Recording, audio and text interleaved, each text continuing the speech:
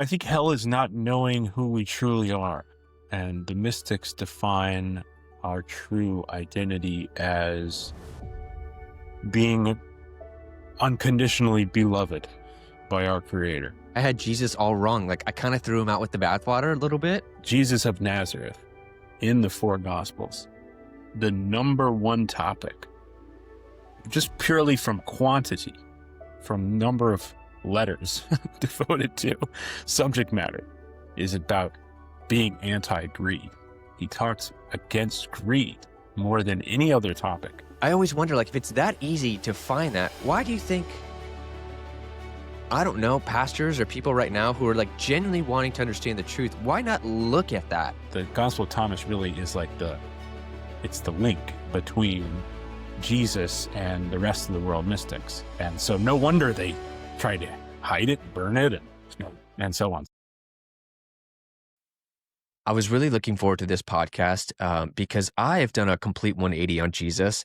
I am always curious on, people who have access to the internet and don't look into why they believe what they believe. I think if you do that and you still believe it, like, good on you. Like, I support that. I back that. But I'm always just so curious how people don't look into the history of the Bible. And I think there's a lot there. There's a lot we don't know. So I guess in all fairness, like, we'll never really, really know the truth. But it seems pretty obvious, right? When you look back on it, you're like, wow, of course, kings and governments used Jesus's teachings to manipulate and cause fear and have control. Of course they did that.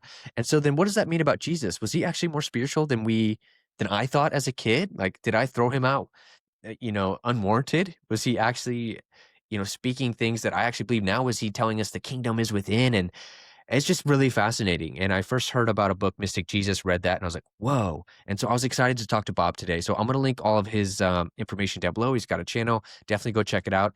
If you guys know of anyone, especially like a pastor, who would be down to hop on this podcast, I will never, ever, ever, it's not a gotcha type of thing. I just would love to speak to someone who is a passionate Christian, believes what they believe, even though they have access to the internet and stuff. So I would love to speak with someone like that. So if you guys can think of anyone who'd be a good for the show and would have a conversation with me, I would love that. But yeah, I hope you guys enjoy this one. Without further ado, let's get on with it. Cheers. Okay. I like that. What's the game plan? And by the way, we can edit this part. Just want to start recording. Yeah, let's jump in. Yeah, I put a book out, a couple of years ago, and have an idea for the next one. And we built a program for mindfulness training. I'm a certified mindfulness teacher as of the last 4 or 5 years. And so, I'm just kind of trying a bunch of stuff in this scene where it's like, I don't know. I think what's interesting to me is like seeing what's effortless and what takes effort, or like what's seemingly effortless. Like, that's what you're supposed to do. Like, you're supposed to do the thing that you don't have to just force and self-flagellate yourself to do. That's what your calling is. So you just do it. So, yeah. Yeah, I forget where I heard this, but it was like, the phrase was, take care of what you love, and what you love will take care of you. And I was like, man, that's great.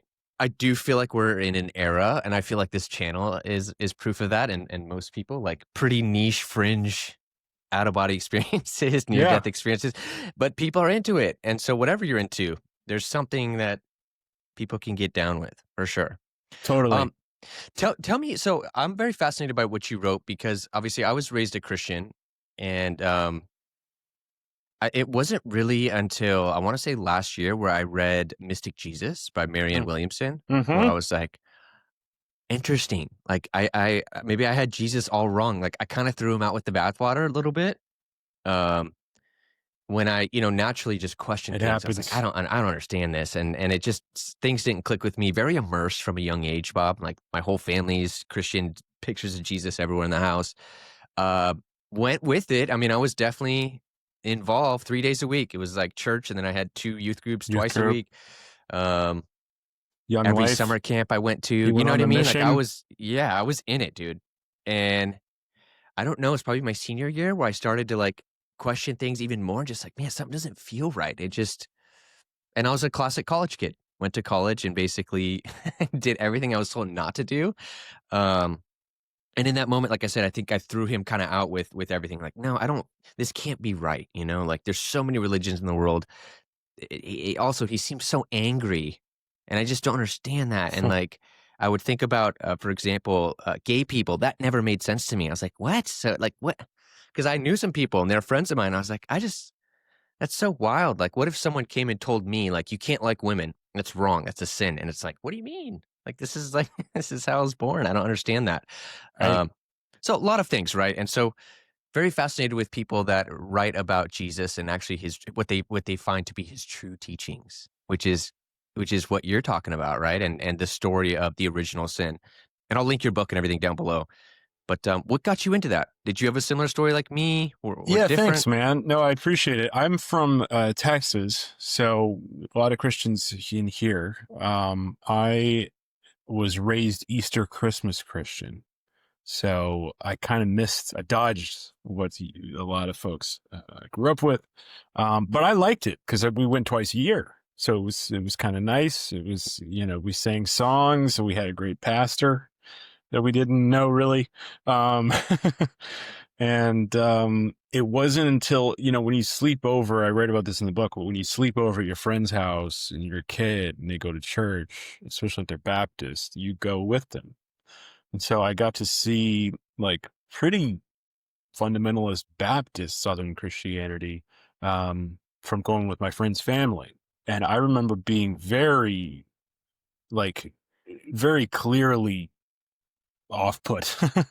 It's like, like 7 or 8 years old or something like that. Like I remember this woman came up to me and asked if I wanted to go to heaven, and it's to essentially sign on the dotted line that Jesus is your Lord and Savior. And I promise you, like I felt uneasy about that. And I'm also lucky too. My dad was like a very spiritual, progressive guy. He had that kind of three-act structure, if you will. And I don't mean to trivialize anyone's experience, but it's almost formulaic at this point, Segi, where he was raised Catholic, altar boy. College comes around, he is punk rock atheist, militant atheist, argumentative atheist. He's a big guy and he's loud. And I can only imagine some of those conversations. And then my parents got divorced. They're still good friends. It's all cool. But he started dating this woman who was a very spiritual. She was a massage therapist, Reiki healer, worked with essential oils and channeled texts in the 90s in Texas. So she was like, she was ahead of her time a little bit. She was like Madame Blavatsky of Texas Yeah. that long ago. And he started having all these experiences. He started having kind of like synchronicities and got really into meditation and Yogananda and blah, blah, blah. So I grew up with him. He was going through that period when I was, elementary, middle school, high school. And so, yeah, I got really lucky that both my parents were very encouraging of kind of the early world religious faith explorations. I read Living Buddha, Living Christ by Thich Nhat Hanh, which big recommendation to everyone. The late great Zen master Thich Nhat Hanh wrote about the symmetry and the parallels between Jesus's teachings on compassion and the Buddhist teachings on compassion, primarily. I think they're both known for kind of other things. It's almost like Buddha's known for meditation and Jesus known for salvation. But if you look at their actual teachings, it's extremely similar in terms of their relationship with others and seeing the unity, seeing this kind of interconnectivity between all people. And so, that really resonated with me. I went to University of Texas, Hook 'em Horns, and studied film and religion. And I took a lot of Bible classes. I have a bachelor's in religious studies, so student of Bible scholarship, not a Bible scholar, but definitely studied with some big scholars. And L. Michael White wrote From Jesus to Christianity. He's been on a lot of specials and things like that. He was kind of one of my main mentors. And it's a very human process. Essentially, what happened. I believe that Jesus was an incredibly profound teacher. I'm even comfortable saying that he was an avatar in the spiritual sense, in the mystic sense, which we can get into.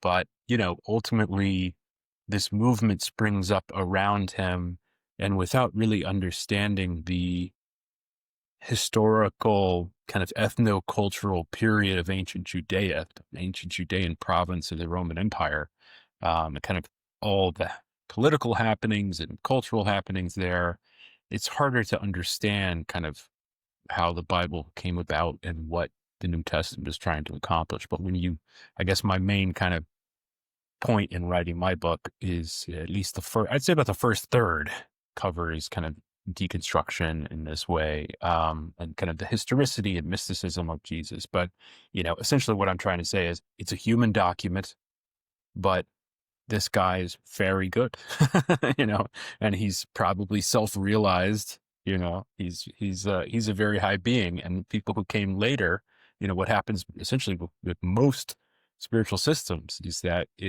it's a spark of real divine power and love and unity consciousness. And then very quickly it becomes something else. It becomes more egoic and political and schisms, kind of again and again. So it's a pattern we can see. Gosh, I think about this all the time. Like, what good is a big home without a family in it? You know what I mean? This was always supposed to be our journey and not just my journey. And so I wanted you guys to know I did launch some membership tiers. There is the partner, there's the thinker, and there's the seeker. We are going to build a home of world-class curiosity, people who aren't married to their ideas. Those are the kind of friends I want to surround myself with, and that is exactly why I made this group. If that sounds interesting to you, go ahead and go to the main channel page. There's a little button called join. Click it and see if there's an option there that makes sense for you. Very cool, man. What was that process of I guess backtracking and trying to find where it went south, like where it diverged from Early. like yeah. And then here's my question to that is like I always wonder like someone like you who could just I would imagine you're sitting in your home probably on the internet, maybe you went to some libraries. I don't know your process of what you did, but like you were pretty easily able to find, maybe not easily, but you were able to find, hey, it looks like this thing, there's a fork in the road here between what Jesus actually taught to, whether it's, I think you mentioned Augustine in your book or other, I don't know, leaders of the world who started changing things to make his teachings a little more in line with what they would like, right? Or Yeah. to control people. Or I always wonder, like, if it's that easy to find that, why do you think I don't know, pastors or people right now who are like genuinely wanting to understand the truth, why not look at that? Because Mm. I always find like it's very dismissive. It's like, nope, nope, will not look that way. Whereas like if you're gonna believe something, shouldn't you like want to at least understand the other It's side? Because if you scary. looked at everything, I don't get it though. It's like, why not look? If then you looked and you say, nope, I still feel it's this way, then I can respect that. Mhm. It bothers me when it's like, no, no, no, no, no, no, no, no. I'm not going to look at this evidence. It doesn't, I don't It's a know. It's great weird to me. question. It's a really great question, Segi. I think one of the reasons why most kind of lay people, Christians, are not familiar with this kind of material is because even though, pastors who go to seminary understand, a lot of many of the ideas I present in Original Sin is a Lie around the human creation and the political implications, essentially, of the gospel stories. The reason that pastors, what I've learned over the years as being someone outside of the American Christian world, I'm on the sidelines. I have close proximity with my popcorn, watching everybody, but I'm not in the culture of it.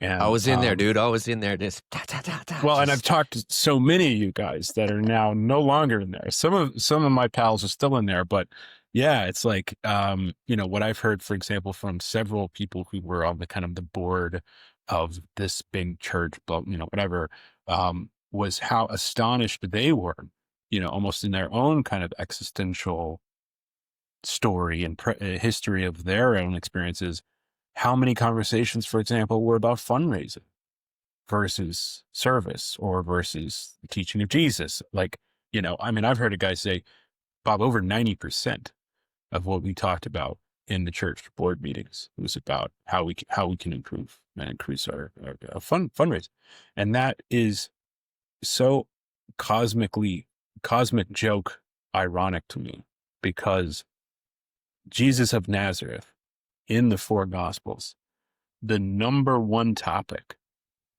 just purely from quantity, from number of letters devoted to subject matter, is about being anti-greed. He talks against greed more than any other topic in the entire series of stories about his life. So what a hilarious irony. I mean, it's a great zoom out on kind of the cosmic insanity of this plane of time and space, that his quote unquote followers are that concerned with the one thing that he really railed against. But yeah, I mean, I think there's a level of like, I mean, there's 2,000 years of a very sophisticated system that's designed to keep people in that. The early church really becomes quite it becomes the state, right, in the 4th century in Rome. It gets going very quickly. Paul is the primary reason why it spread so fast in that 1st century. And even you asked me, when did all this start? So, I talk about some of the challenges with the Gospels themselves. So those are the first writings about him. But the actual earliest writings in the New Testament are Paul's letters. He writes a letter to the Galatians. I don't have the exact year, but if I had to guess, I would say middle 50s. So it's about 20 years after Jesus' death. And he says, this isn't in my book, but it's something that I wish it would be. I talk a lot about Paul. But for example, he says, this is Galatians 1:6, I am astonished that you are so quickly deserting the one who called you to live in the grace of Christ and are turning to a different gospel, which is really no gospel at all. Evidently, some people are throwing you into confusion and are trying to pervert the gospel of Christ. So that's some of the earliest words we have in the New Testament, is Paul being furious that the church community, the house church community in Galatia, which is, very, very young, is listening to other teachers claiming to be representative of Jesus' teaching. A lot of scholars think that he's talking about the Gnostics, which are not a monolith, by the way. They're also very diverse. But there's this, sometimes scholars say ancient Christianities. There's a plurality of interpretations and definitions, especially in the 1st, 2nd centuries. There's a lot of arguing. There's always been arguing, right? But it becomes this centralized thing, really, with the Roman Empire a couple centuries later. But it's extremely human. I mean, Paul's arguing about these other interpreters in one of the earliest books in the New Testament. So it's a fascinating drama to me. Yeah, it is. And it's not just the greed part. I think what's also interesting, if you gave, and I don't want to turn this into a shit talking session on Christianity, because I'm actually trying to, there's so many beautiful things in the Bible. Yeah. And there's some of the best people I know are Christians. Same. Jesus taught some really incredible things. So this is not my intention, but I'm just saying what I found interesting is if you gave 100 pastors one Bible verse and they were to come up with a sermon for that. Yeah. You would get 100 different sermons based on each pastor's interpretation of how that works. And I remember being at a friend's church and, the pastor was referencing a verse. I don't remember what verse exactly, but I remember reading it, and that's what the whole sermon was based off. And I was like, wow, that's interesting. He took it down that path. Not that I disagree, but it was like, he definitely went left field. Like he went, he got really creative to come up with that sermon. And I remember being young and being like, interesting. I wonder if my pastor would have came with the same thoughts on this. Yeah. And so that alone is something interesting to think about. Another thing I want to talk about, and this is just my brain going off on a tangent here, Bob, but I was with my daughters yesterday. I took them to a park, and there was like a I think it was Boys and Girls Club was next door. So there's a lot of Boys and Girls Club kids there, and it was just, everyone was playing, and I'm sitting there like thinking about my childhood growing up. And when you raise kids, it a church is a really positive place to bring your kids at the end of the Yeah. day. Like, I mean, there's structure there. There's people aren't cussing. I don't know. It's just like Yeah. it's They're just a good kind. environment. Yeah. Not that cussing's bad, but I'm just saying it's just an Yeah. environment that feels good to grow or to have your kids grow up in, Hmm. to learn values, like to learn certain values at least. And I'm like, man, we don't have. If you're a spiritual person, you don't really have that. You know what I mean? Like, there's not really a place where I could take my kids that they can still learn those kind of good values that do come from the structure of religion, but without the fear, the dogma, all that stuff. And I'm always like, man, that's an advantage I think that religions have, is because I can see why someone would want to just like, even if they don't fully buy in, they're like, well, I think my kid will turn out a little bit better if they're at least raised in this arena or Yeah. environment. Yeah. And it's just It's a interesting. We great don't have point. that. Yeah. I mean, post-Christian America, we're still grappling. We're still trying to make sense of what new community is. I think there's a lot. I'm in Austin, Texas, and which is grew up here. It's my home. I love it here, and it's changed a lot. There's a really nice creative spiritual community. There's also a pretty decent psychedelic community. There's like psychedelic entrepreneurs and I think like that's kind of an area where I'm seeing community form around kind of ritual and ceremony groups and things like that. But now with kids, to that point. So you're right. And yeah, we have a ways to go. I think, like I said, the church got really good at creating this kind of holistic system. Like for example, the Gnostics drew lots to see who would preach that day. um, which is so interesting and cool, and also not surprising that they didn't last. you know, the Orthodox Church had bishops and deacons and hierarchical structures and self-preservation, and as an institution, the Gnostics were just seeing the divine in everything. They were just mystical ecstatics, and so yeah, it's not quite as neat and tidy of an organization. But yeah, no, it's a good point, Sagi. I mean, I think we'll see that. I even zooming out beyond Christianity, I think that there's a lot of like, our generation is very kind of dopamine drained. Like it's we've been so digital that I think, especially like post COVID, like in person is popping off again. Everyone's like, oh my God, we can like go to a thing. We can like in-person events are just rocking the last couple of years, and like people buying dinner tickets to like listen to a record. There's a thing called Equipment Room in Austin where you just go listen to a vinyl and a nice system and like a omakase, and it's like $100 or whatever. It's like people are just dying to go somewhere and do something together that's interesting. And so I think we'll start to form, and I think we will start to see that, especially like where do the former church youth group pastors go, Segi? when they question Yeah. things. My youth pastors will tell you this right now. They did not love me because I'd be sitting there just like, well, what about this? I remember one time I just kept Okay, applying quiet, yeah, Jordan. they're like, all right, dude, I don't know. I don't know the answer to that. I was like, all right, well, Yeah, that's funny. just curious. Um, well, cool, man. I Curious mean, boy in the back. Well, what I can say to your point around the Christians that we love and care about. I've done food bank work for a number of years. About half of the time has been with a yoga group, and about half the time has been at a church. And the Christians at this church at University Methodist near campus in Austin have served over 300 working poor every Saturday for 30 years. It's incredible, and they're 1,000% Christian.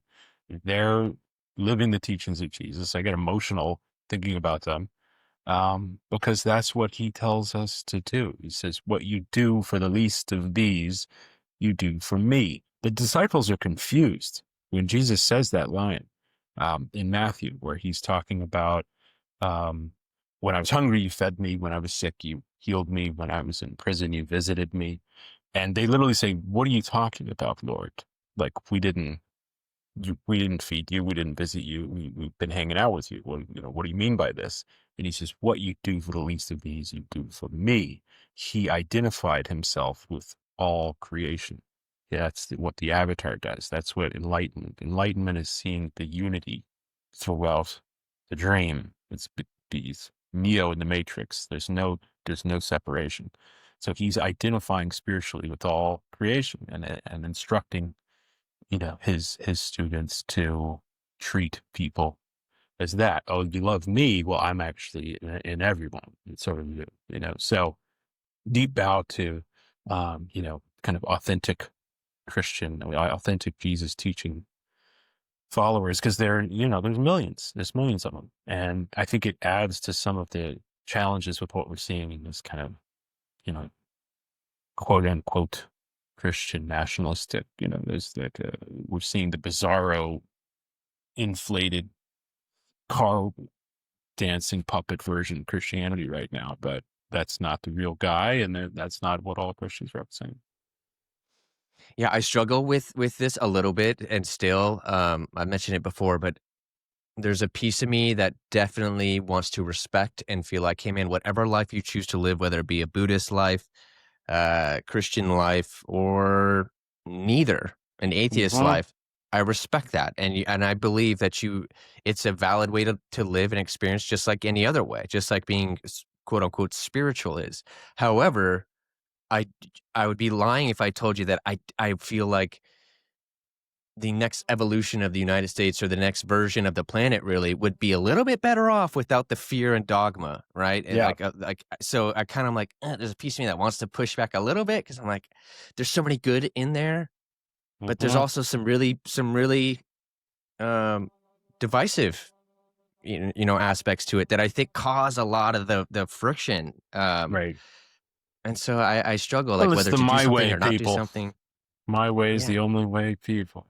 And they're everywhere. They're not just in Christianity, they're in every path. But yeah. So what would you say to that? So, like, what is the best, what you think, response to someone like me who's like, look, like, do you want people to spread the message that you're kind of, it's not your message, but that you're pointing out, or do you feel like it's best to just let people be?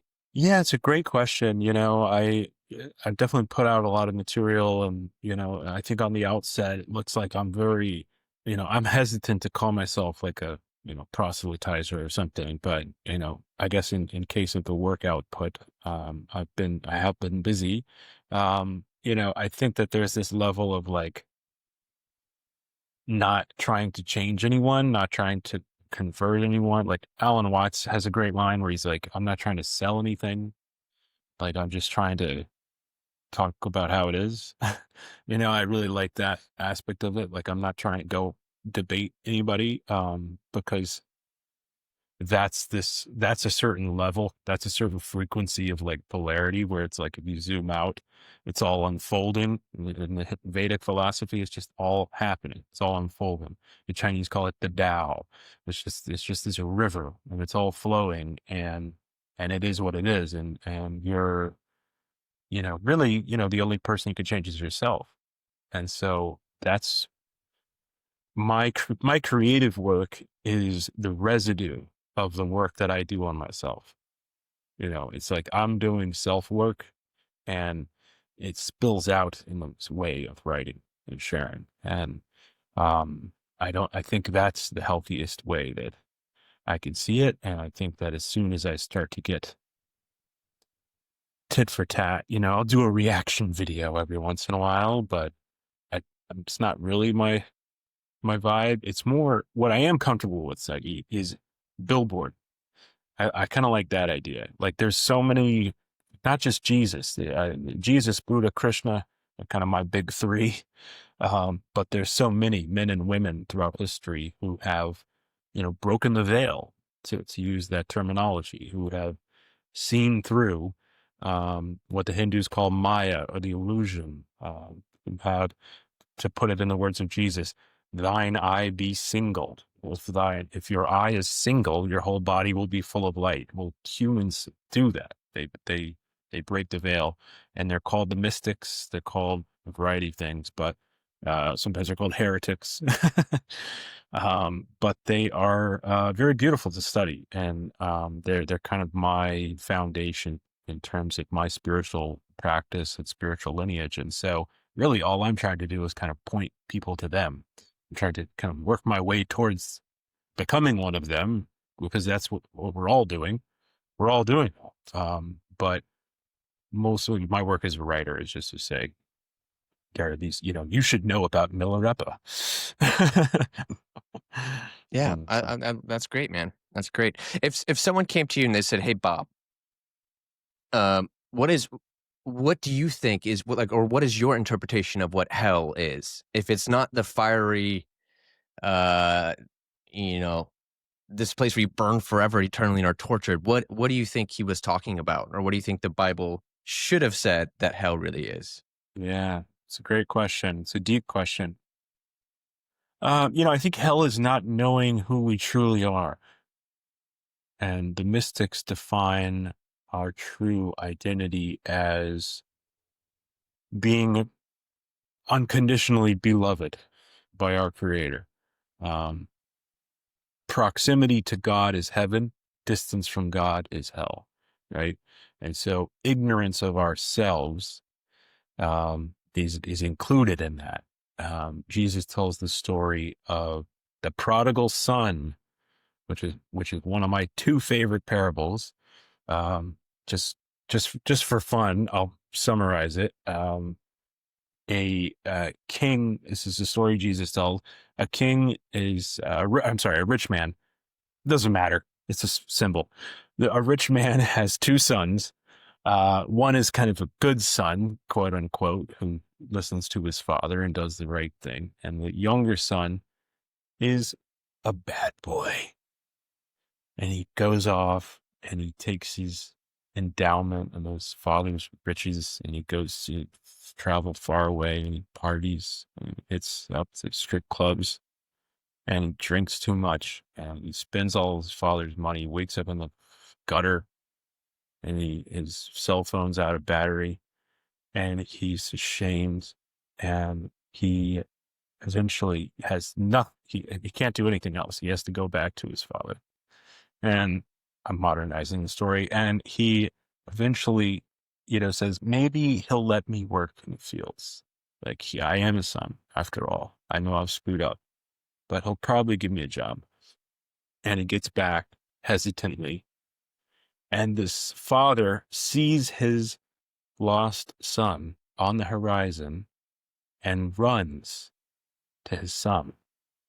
And he embraces him, and he kisses him, and he gives him a robe, and he says, let's party.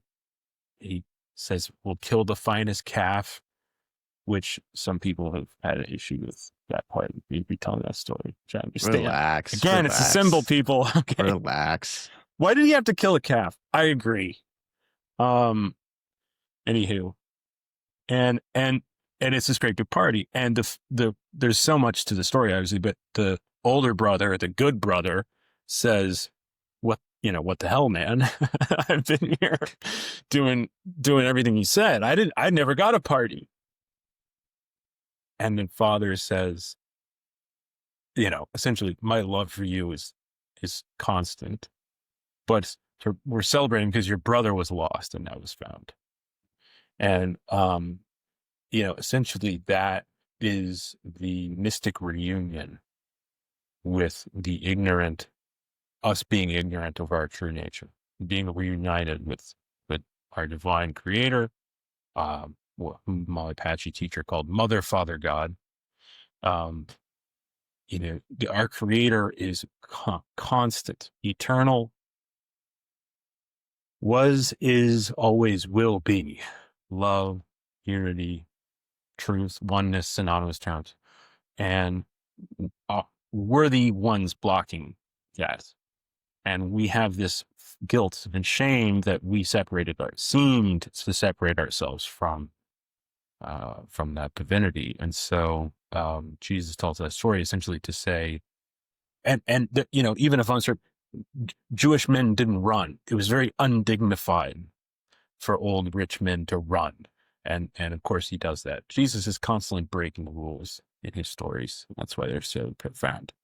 But I think that's what it's about. That's what heaven and hell is in terms of kind of the mystic language. And when I say mystic, I mean inner spiritual experience. The mystics are outside of this tradition typically, but they have this kind of inner ecstatic understanding of the divine and awakening and so on.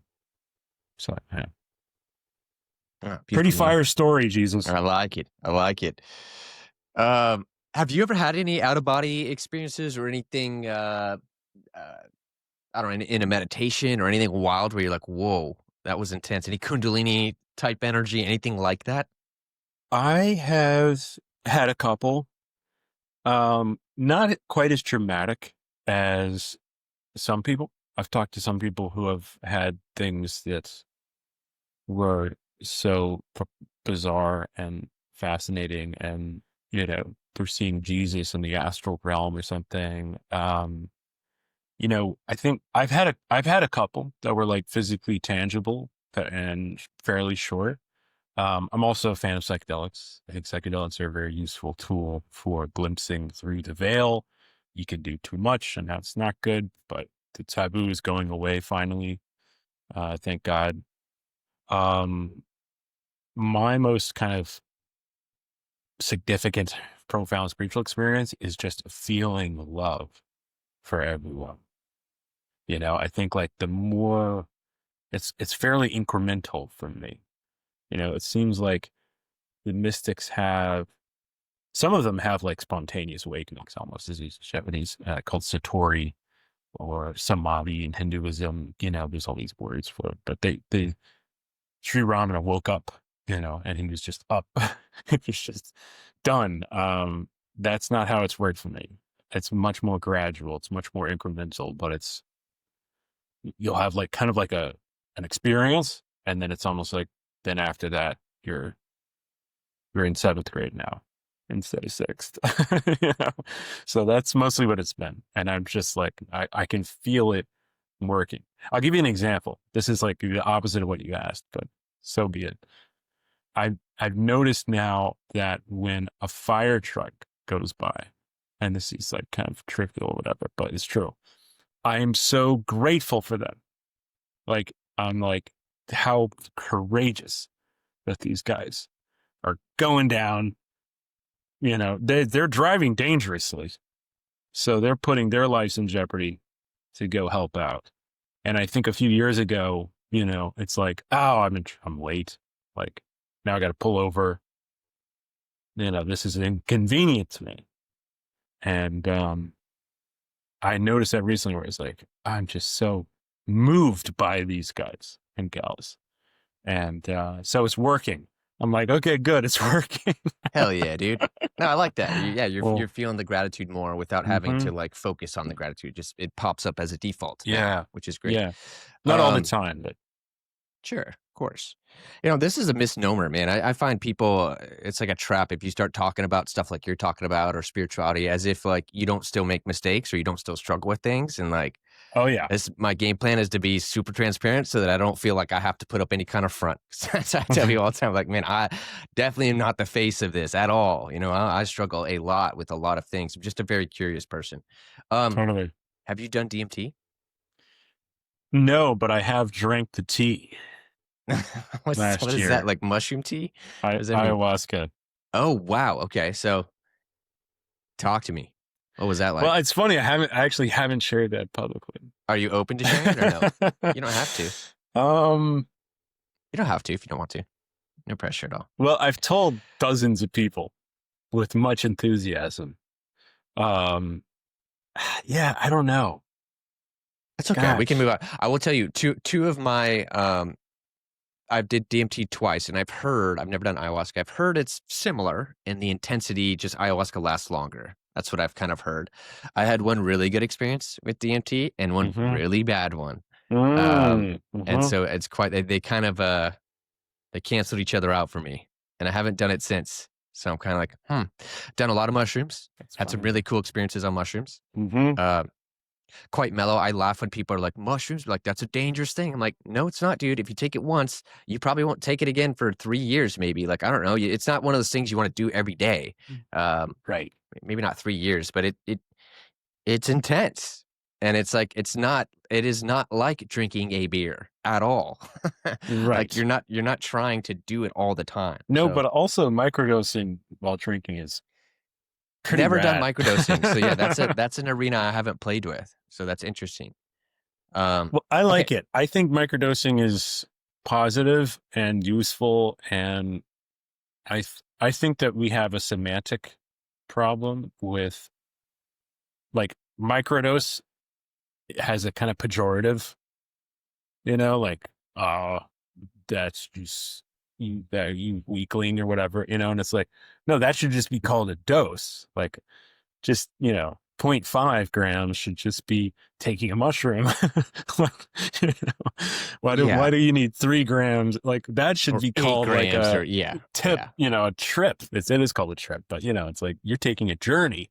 Whereas, like, just taking a dose is like, oh no, I'm just going to HEB. I'm going to the grocery store and I don't want to feel sad. It's like, it's an anxiety medication at that point. And it's Sure. pretty Sure. rad. So, I would say in my world, I have to stay away from any and all substances at this point in my life. They're just I can go down rabbit holes way too quickly. I respect So that. I yeah, respect that, brother. no longer in me. I am now pursuing natural ways to feel it, which is what shocked me about certain meditations and things. And I was like, Uh-huh. whoa, there's a physical experience to this that I blew me away when it first happened to me. Oh yeah. I wanna 180, I guess, back to Jesus. So you talk a lot about his interpretations and just in general, right? How things have been taken out of context, really, and been Mm-hmm. changed over time. Um, the Christianity default, the ending is you go to heaven or you go to hell. With your interpretations and saying like, no, actually, hell is a state of mind. Heaven can be a state of mind. Is there now a new interpretation for you of like what the ending is? Like, where do you go after that when you die? Hmm. Well, yeah, I have a chapter in my book about Jesus talking about hell. He does talk about it. Mathematically, much more frequently, the vast majority of the word he's using across the Gospels is Gehenna, which was a landfill. And there's nuance to this, and there's angry Christian apologists who are Christian theologians who will argue against that point. Anyway, I cover it in my book. My book's long, beside a bunch of people. It's pretty clear to the mystics that he's essentially saying, you're in the dumps. That's even still a phrase, right? And you get this, you really get what he's doing and his life's purpose, from Paul and in the later church. He becomes the person saving the world from sin and hell and taking us to heaven and salvation. The salvation theology isn't something that he's covering. It's really not something that he's focused on, um, until you get to John. John is a gospel where it's the last gospel, and it's even the early church fathers called it the spiritual gospel. In terms of afterlife, I'm not really sure, Segi. I mean, I can go into a million different ways on what I would say. I mean, I'm a reincarnationist, but I'm also a non-dualist. So I think even the dream, the cycle of samsara, the wheels of lifetimes, are also part of the illusion. But in terms of Jesus, I think what's really interesting, if we're analyzing what he's saying and what his teachings are kind of relevant to this, is that his character evolves throughout the Gospels. That's something you learn in Bible scholarship classes, and priests learn in seminary. These guys know this. Mark has the Markan Jesus. The Matthew in Jesus is the Matthean Jesus. The Jesus in Luke is the Lucan Jesus, and the Jesus in John is the Johanna in Jesus. and they're very different. And so we're working with essentially four different characters. It's called vertical reading and horizontal reading. So when you read the Gospels in church from A to Z, it all kind of sounds the same. It's like he's born in Bethlehem in the manger. He grows up, he's a carpenter's son, and then he's John the Baptist, and then we're in the Jordan, and he teaches, and he's killed, and it's brutal, and then he comes back, and that's the A to Z reading, starting on the first page of Matthew, which, by the way, is the second gospel. It's the first, but there's no birth narrative, so we put it second. Anyway, if you're reading it in church, it all sounds the same. What Bible scholars do is and I'm coming back to hell, I promise. What Bible scholars do is they take the same event and compare each gospel moment. And so I do that a couple of times. I'm really pointing people also to Bible scholarship resources about this. There's a great book called Gospel Parallels, which is a reference book that compares these events. And so you start to see, you start to understand that, for example, that Jesus in Matthew is much more concerned about the ancient Jewish laws. Matthew is a Jewish writer in Galilee writing for Jews. The Jesus in the Gospel of Luke, the Lucan Jesus, doesn't care about the Jewish laws. Luke is writing outside of the Jewish homeland to Gentiles. So they're often at odds. I mean, even the Sermon on the Mount is the Sermon on the Plain in those two. Blessed are the poor, and blessed are the poor in spirit in Matthew. Blessed are the poor in Luke. Luke is a lot of money themes. Blessed are the poor in spirit in Matthew. It's a really different, those two words make it very, so, and that's just one example of a lot.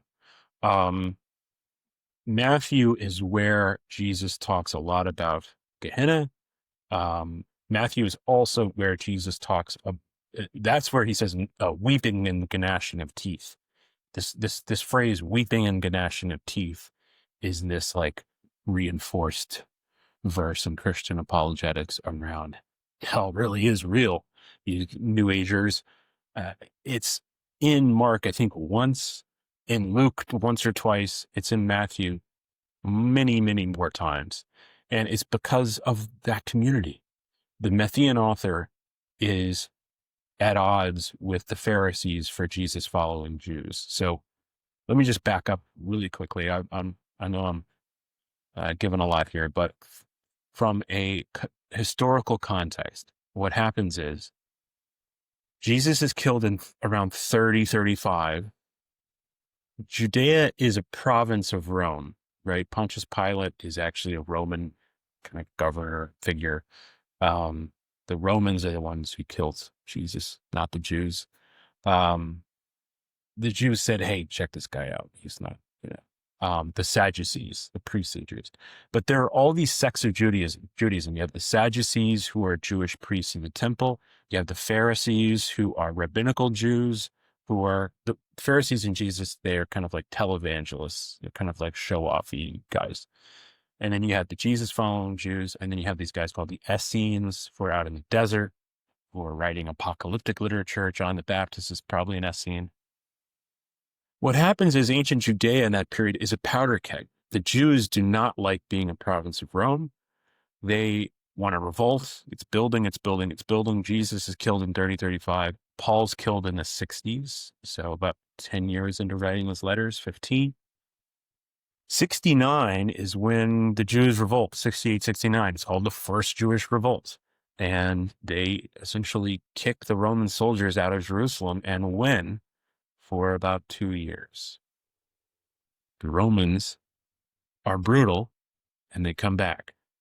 They siege the city, and they destroy the city. It is a bloodbath. It's terrible.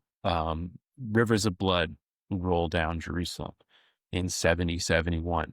And they destroyed the temple. So the temple, which is the foundational centerpiece of the Jewish religion, was burned to the ground.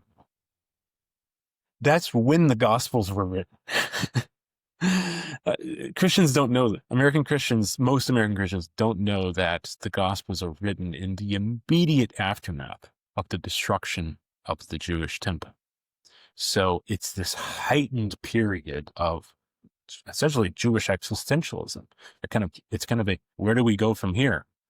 And Mark and Matthew are still both very Jewish, and they're essentially saying Jesus is the Jewish guy. Matthew, he's fulfilling the Jewish laws. He's the fulfill. I come not to preach against the laws, I come to fulfill. And John, he doesn't care. By the time we get to John, he doesn't care about the Jewish laws anymore. Luke is a Gentile. It starts to become more Christian in its own identity. By the time you get to John, which is the Gospels are about 70. Mark is around 70. Matthew's around 75, 80. Luke is 85 to 95. John is 100 to 120. So John is in the next century. And it's like, by the time we get to John, Jesus is the king of the world. Mark in the first gospel, he's kind of this crazy desert rabbi. The Nazarenes kick him out of the city. They're not crazy about him in his own hometown. And Mark and Matthew, like, he can drive him out. By the time we get to John, all creation worships this man. And it's just a bizarre thing to like juxtapose these images of him. And so anytime you're talking about, what did Jesus say about hell? What did Jesus say about money? You have to understand which gospel it's in and the comparison across those gospels. Wow. Okay, super fascinating. I didn't know that, but also why it's so damn confusing. And you can see why your average person is just like gonna run with, I don't know, they're gonna outsource their knowledge to the pastor because it's a lot. It's a lot to figure out. You could spend your life studying it. I mean, for it's sure. so rich. Yeah. And I don't know, hardly anything compared to Bible scholars. Yeah, that's crazy, man. Interesting. The reason I brought that question up initially is like, when you look at Buddhism and even like Hinduism and even Taoism towards the like later half, because it adopted it from Buddhism, but there is the idea of reincarnation. And of course, New Age spirituality adopts that too. It's like, yes, we reincarnate for sure. We come back, but you never associate Jesus or Christianity with reincarnation. And I always find that interesting. Especially when we're talking about someone like you talking about how, hey, look, he probably was more of a mystic than anything. Like, he probably was talking about how love is, it's internal. You are God. But I find it fascinating that either it was lost, maybe his teachings or talkings about it, but he never mentions anything like that. And that's interesting. Yeah, it's potentially in the Gnostic Gospels, which are kind of the other Gospels here. He also mentions that, essentially Jesus talks about how John the Baptist is Elisha come again, who is an ancient Jewish prophet. There's some of the mystics will say there's a line or two here and there where he does. What are Gnostic Gospels? What does that mean? Yeah, it's a great question. So the Gnostics are Gnostic. It comes from the Greek word gnosis. So they're speaking Greek back then. They are, Jesus spoke Aramaic, which is very close to ancient Greek. But the gospel writers are writing in Greek. They're translating from Aramaic. It comes from the Greek word gnosis, which means kind of spiritual knowledge, or like heart, not knowledge like of a trade, but knowledge of self. And it's a word used by Plato 200 years prior. So there's a lot of kind of spiritual esotericism to the idea of gnosis. The Gnostics are essentially another group of early Jesus followers who start to branch off from Judaism more quickly than what became the Christian church and the Jesus following Christians. Because, in the first few decades, they're Jews. And what Paul's doing is establishing their own identity in some ways. I think Paul would still, there's a big debate. Was Paul a Jew or Christian? He is Paul got Peter and James the Just, who was Jesus's brother, it's in the Gospels, who were the heads of the church in Jerusalem, to agree that Paul could bring in non-Jews to the Jesus follower movement. And that was a big victory for Paul and for the emerging movement, right?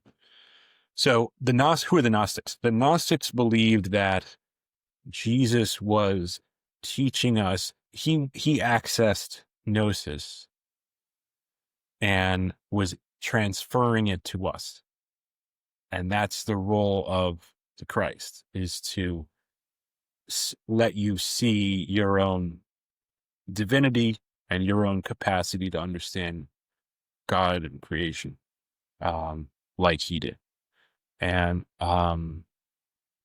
the early church, which was very interested in making him the figurehead, and still are, were not fans of what the Gnostics were getting across. The Jews are also trying to, the Jesus following Jews, early Christians, are trying to make him the Messiah, right? Which is an ancient Jewish concept of a divine warrior king who's going to destroy the enemies. There's several messiahs kind of up for candidacy in that period. There's another, the Bar Kokhba revolt, the second Jewish revolt about 7 years later, his followers called him the Messiah. So a lot of Messiah types. But the Gnostics were influenced also arguably by other Hellenistic traditions. That part of the world of that period of time wasn't very isolated. Actually, there was trade routes. There was an exchange of other cultures and ideas, which is interesting and cool. And so the Gnostics were kind of borrowing some Greek goodness. They're borrowing some Egyptian goodness, potentially even some Indian goodness, and mixing that into what Jesus is saying. And we never had their gospels. So the early church was extremely threatened by them. And there was violence involved. Many of the Gnostics were killed. The first Gnostic is a guy named Marcion, or one of the early Gnostic teachers is a guy named Marcion of Sinope, who is actually, Segi, very interestingly to me and potentially to your audience, is that Marcion put together the first canon. So the first New Testament canon was put together by a Gnostic teacher, a Gnostic Christian teacher. The Gnostics had even more issues with the ancient Jewish religion than the emerging Christians, because Marcion is the one, I do write about this in the book. Marcion is the one who suggests that the Old Testament God is actually different than the God that Jesus is referring to. If you look at the Old Testament God, he's jealous. He's calling out ethnocide. It's got rage. He's very angry, this guy. He really wants obedience, and it's a lot of people are like Bill Burr was on like some like podcast recently. He's like, the Old Testament God's crazy. Jesus. I'm like, how funny is it that Bill Burr is a Marcionite Gnostic?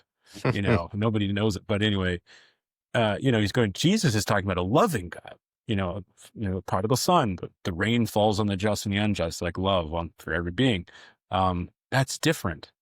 And the early church, the early Jewish Jesus following movement is trying very hard to make Jesus the guy who's the son of that guy. So theologically, they were just at odds. Marcion is excommunicated. And despite his kind of growing influence, there's a couple others, Valentinus, Basilides. We know about these guys from the early church fathers who were persecuting them. They're called heresiologists. They're obsessed with calling out the heresies in this rich kind of discussion. Irenaeus is the most prominent one. Thumbs down, Irenaeus. Somebody was like, I was like, what are you reading? It was like this Christian guy. So Irenaeus right now. I was like, okay. Irenaeus sucks. I should make that shirt. they would basically write letters to each other. So we have their correspondence of saying, this is a Gnostic heresy, this is a Gnostic heresy, screw this kind of thing. And, it's really, if you look back on it, it's not a great way to understand an ideology if the only lens you have of it is the critics of the ideology, right? Miraculously, Segi, and I could go on and on about this, as you can tell, but miraculously, humanity discovered the Gnostic Gospels in 1945. An Egyptian man is a shepherd in what's called Nag Hammadi, and him and his brother are digging under a boulder for fertilizer, and they stumble on large jars that contain around 13 books. It's about 50 different texts, and they're actually leather bound. So they're some of the earliest leather bound books we have. Wow. They're from the 4th century. And they're Coptic. So they're written in Egyptian. There was a rich community of Christians in Alexandria. It's near Alexandria. And it's right around the time that the state took over and started burning books, right? But even though there's some people online have been like, they're from the 4th century, they're later. No. The versions we have are from the 300s. But it's just like the Bible. Like, they were copying. The Gospel of Thomas is the most significant Gnostic gospel. And there's a rich debate on when it was written initially. I'm personally in the camp, as with my flawed understanding of it being very early.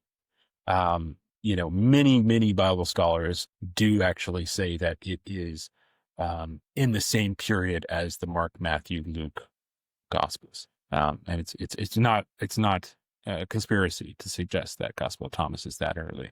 So if you really want to understand the Gnostics, kind of back to your question, the Gospel of Thomas is a really good source.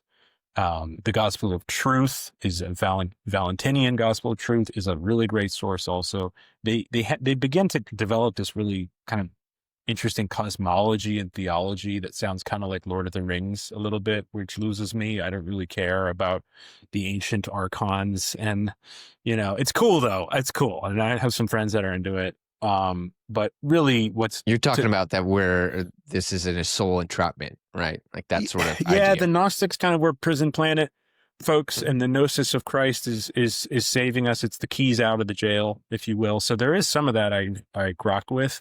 The last thing I'll say is Gospel of Thomas. Jesus has some really great lines where he says stuff like, he says, "Split a piece of wood and I am there. Pour out a bucket of water and I am there." And it's extremely Eastern. I mean, it's extreme. It sounds like the Upanishads. And so for someone like me, who's like an East-West, kind of universalist mystic, the Gospel of Thomas really is like it's the link between Jesus and the rest of the world mystics. And so no wonder they try to hide it, burn it, and so on. So anyway, check out the Gnostics, Gospel of Thomas, Gospel of Truth, and just enjoy that rabbit hole. I will, man. Appreciate you. Okay, my last question for you, my friend. If someone is feeling a little bit trapped, they're listening to this, maybe they're on the verge, little stuck in shame, maybe some dogma. What would you say is kind of the first step? What would you recommend to someone who's curious about a different way of looking at things other than the classic Christian route? Where would you send them? Yeah, it's a great question. Yeah. Send me your credit card information. No, join my cult. No, I don't have a cult or community. Maybe I will someday. You're not dirty. So original sin is a lie. It just means you're not dirty. It means you're inherently divine. That's the message of the mystics. And I believe it's the message of Jesus. He says, the kingdom of heaven is within you. Some apologetics would say, no, he meant among. No, he doesn't. It means within. The word is entos. It means inside, right about it in the book. Anyway, you are divine inherently underneath all our layers. And we're just working through them. My book, I think that probably the best thing about it is that it really just points people to a variety of paths. I like to call kind of myself and the work that I'm doing and others are doing kind of in my space is like spiritual buffet line. It's like we got noodles, we got pizza, we got burgers, we got tiramisu. The burgers are fine. I love me a good cheeseburger, but there's other food, and you might get indigestion from this one, and you might not like the texture of this one, but try this one out. And it's okay to have that kind of exploratory period. I think Christians and really the main faith traditions that have that kind of exoteric institutional conditioning, they just have that grip on people. It's like, no, no, no, don't. And that's what our job is. Segni is to say, hey, it's okay to read a Zen Buddhist book. It's okay to read Yogananda's biography. It's okay, it's such a rich series of stories and traditions across the world, mystic faiths, that it's captivated me for 20 plus years now. So yeah, I think what my book does is kind of gives people like samples of like, this is Sri Ramana Maharshi. This is what the Buddha really meant. This is what Jesus, I do my best here, right? As an imperfect person, but, I think just get out and explore and then lock in. I think there's an exploratory period, and then there's like a dig into that one period. It's like, it's some people sample too long, I think, in some ways, where you just sample for a decade. I don't mean to make any judgment on that, but because maybe you need to sample for a while. But I think it's like something's really hitting. That's the thing. Ramakrishna says, you won't find water by digging many shallow wells. So once you find that one, if you're not in the one that's working for you, look around, try to find what it is. And then once you find that one, hit that one for a while. And then maybe you explore beyond that a decade later, who knows? But, that would be my recommendation. Be gentle with yourself and hang in there, keep it moving. I love it, man. I love it. Explore, explore, explore. I definitely buy Your into curiosity. You ask great questions, by the way. Thanks so much. Oh, thanks, man. I appreciate you. I buy into the idea that there is reincarnation is a thing. I don't know there's a lot of theories on how that ends up. Not bought into either one yet, but I think we're all at different stages. And I think that maybe this lifetime, like you said, Christianity is speaking to you a certain way. Sure, go down that path. If some other religion or faith or story is tickling your heart, go down that path. Maybe that's the one you're supposed to go down this time around. So I love it, man. Good advice. Beautiful. I'm going to list everything down below. So your book, all that good stuff. And I will send you an email, brother, when this goes live. But Thanks I appreciate so much, you, man. man. Thanks for being here, dude. Great questions. Yeah, I love your theme is like curiosity. It comes out really clearly. It's you're a sincere seeker. So thanks for having me and thanks for the questions. Yeah. Cheers, brother. All right. We'll talk soon. Bye. See you, buddy.